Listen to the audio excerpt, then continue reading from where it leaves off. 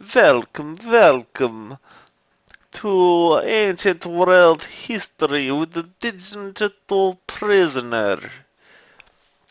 He is coming to you live from his undisclosed location of solitary confinement.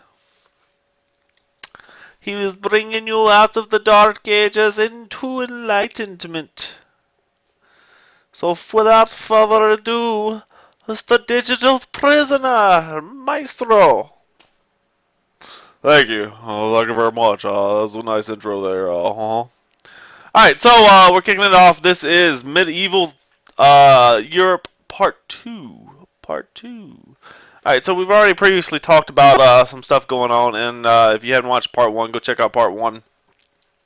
But now we're going to kick it off talking about what is this England you speak of? Alfred the Great. Alfred the Great, pictured here and here. United the Anglo-Saxons. He united the Anglo-Saxons in 800 AD. And you can go back and watch and find out exactly who those are in some of our previous videos.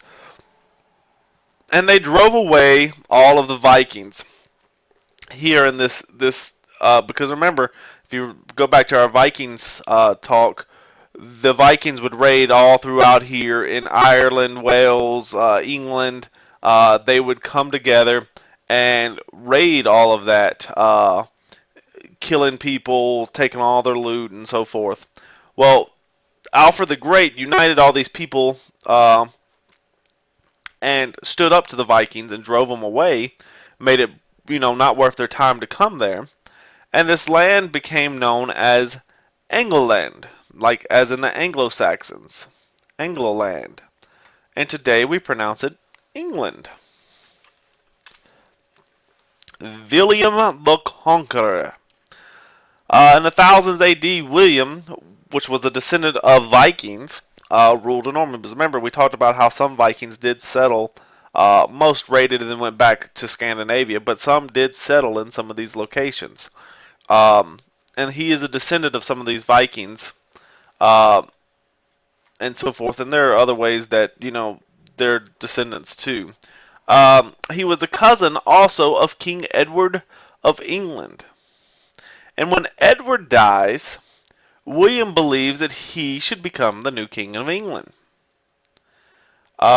So he attacks England. In 1066 AD, William attacks England. And he defeated Harold, who was becoming the king of England, at the Battle of Hastings. Then he was crowned king. He merged the Norman and Anglo-Saxon culture to form the English culture. And he created sheriffs, locals who kept order. Henry II. He ruled from 1154 to 1189. He increased the power of the English king, created a central court with lawyers and judges and circuit judges who traveled. He created common law. It's a body of law used throughout the land. And in the United States, all but one state uses the common law system. The only state that does not is Louisiana, which is under Napoleonic law. We still fall under common law, as in the federal government, but the state itself, the law there that abides is the Napoleonic law. King John. Henry's son John misused his powers as king. And if you ever watched the animated Robin Hood, the Disney's animated Robin Hood, and they're talking about King John, this is the King John that they're referring to. In 1215, people made John sign the Magna Carta, which is a forerunner to our Constitution and so forth. It's one of the things that helped inspire our country to form. Many years later, as you can see, this is 1215. The Magna Carta was a document of rights. It took away some powers of the king so that he couldn't abuse his position and guaranteed certain rights to people. King Edward I created a council from different parts of England to advise him. This is known as Parliament. It is divided into two houses, the House of Lords and the House of Commons. And you can see these are the two different houses of Parliament. You can see Parliament here, and it's their form of government. It is where America based its Congress off of. That we have the two houses, the bicameral houses, being the Senate and the House of Representatives. The Slavs. We previously mentioned Slavs when we talked about Vikings, how that the Vikings kind of mixed together with the Slavs, and it helped produce what today we would call the Russians. In 500s, in the 500 AD period, the Slavs divided into three major groups. You had your Southern Slavs, which were your Croats, your Serbs, and your Bulgarians. Your Western Slavs, which were your Poles, your Czechs, and your Slovaks. Your Eastern Slavs, which were your Ukrainians, the Belarusians, and Russians. As I mentioned, they intermixed with the Vikings, and missionaries from Byzantine converted to Eastern Orthodox. All right, and remember, you had your Greek Orthodox or your Roman Catholic Church and your Greek Orthodox with your Eastern Orthodox. Uh, and you can kind of see the expansion of the Slavs and how they set out to eventually have a pretty large and great empire. Um, and you can kind of just see their expansion and explosion onto the scene. The Ivans. Ivan the First. In 1328, this is Ivan the First, became the Grand Duke of Moscow. Ivan the Third, you've heard of him probably as Ivan the Great. This guy right here. He married the niece of the last Byzantine emperor, and he built the Kremlin, which still stands today. He took the title of Tsar, and this referred back to because he remember the Byzantine emperor was once the Roman emperor, and they used the title Caesar for emperor. And so he took the title since he married his niece of the last emperor. He married into the family. He took the title of Tsar, which became short for Caesar, meaning emperor. So Tsar Ivan. And then Ivan the Fourth. This is the one a lot of people always hear about. Ivan the Terrible. Um, he ended the Mongolian rule in Russia when the Mongolian Empire had spread out and so forth. He was actually able to run the Mongols out of Russia. All right, the Holy Crusade. All right, so we'll mention real quick about the Holy Crusades. We're going to talk about three of them particularly, and there were numerous. In 1071 AD, Muslims conquered Byzantine lands in Asia Minor. Byzantine asked the Pope to help defend Christianity because, remember the Christian church was very powerful during this time period in the medieval ages. Um, so they asked the church for help. In 1095, Pope Urban II asked European nobles to launch a crusade, a holy war uh, against the Muslims. He said, we have these Muslims who are invading Christian lands, and we've got to stop them. They're taking, things that are rightfully Christian. And he wanted to capture Jerusalem, the Holy Land, because both the Muslims, Christianity, the Jews, they all claim uh, ownership or rights to Jerusalem as their Holy Land.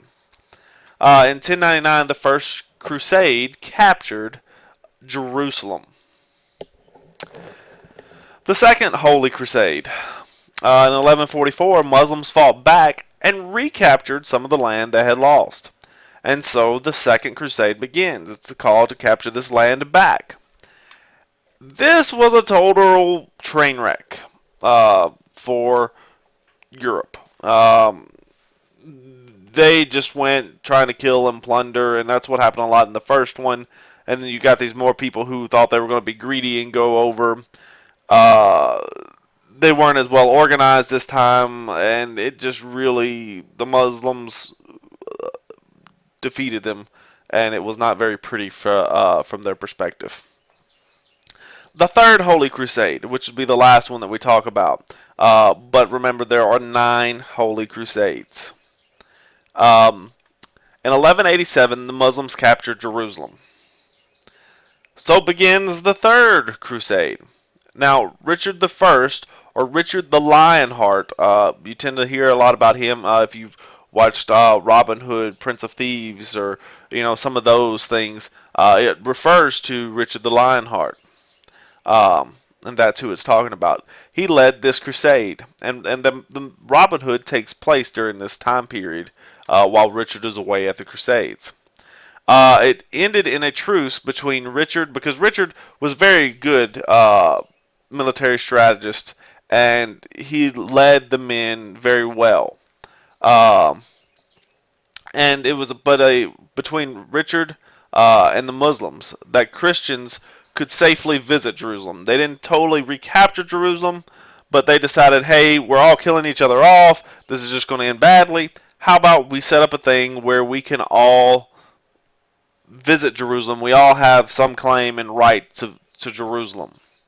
And so they have that agreement. It lasts for a while, leads into, more and more crusades and more people who are just trying to plunder and make wealth and do murder and kill all this kind of things. They just continue to go down. These are the 3 most important: is the first, second, and third. And it ends in 1291 with Muslims reclaiming all of their land. The Black Death. We've all heard of this. And if you ever see this, they use it a lot in TV shows, especially like sci-fi shows. It's a plague doctor's mask. And what it is, the Black Death was the bubonic plague in the 1300s, spread throughout Asia and Europe, killing over 100 million people. This is spread a lot by rats. Rats would get into people's cargo as they traveled, and on those rats were fleas. And those the fleas, the rats would get infected with the plague. They would be a caravan would leave from one place with all their goods and go to the next place. Well, those rats would get off and they would intermingle, and those fleas would jump and get on people. And if you've ever seen fleas or been around fleas, them things multiply really fast. And so they would bite people, they would bite animals, and they would infect everybody with this plague. As the caravans traveled and so forth, they continued to spread this plague more and more. Alright, the 100 Years' War. Edward III, and King of England, in 1337 declares himself King of France. He decides, hey, I'm King of England, I'm King of France. So this starts a war. France is like, I don't think so, dude. So this starts a war that lasts for 100 years. The French actually win in 1453. Joan of Arc. In 1492, she was a French peasant girl who said that God had told her to free France. If you look, this was here close to the end of the 100 Years' War. She helped win the Battle of not New Orleans, the Battle of Orleans in France. She had helped lead the French army. Eventually, she was captured by the English, and because she said that she spoke to God and God spoke to her, she was given over to the Inquisition, who burned her at the stake for heresy, claiming that she could actually talk to God. Some people believed, how preposterous of this girl to think that she actually talks to God and actually hears the voice of God telling her to lead this, and so they light her at the stake. And so ended Joan of Arc. War of the Roses. It's the civil war between nobles in England after the Hundred Years' War. They're trying to decide who is going to win to become king. Um, and you see, these are the different symbols: Lancasters, York, and Tudor.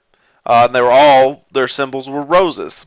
So that's why it's called the War of the Roses. Henry Tudor, or Henry VII, won. The Spanish Inquisition. In 1469, Isabella married Ferdinand and united Spain. They wanted it all to be Catholic, so they created the Spanish Inquisition to get rid of all the Jews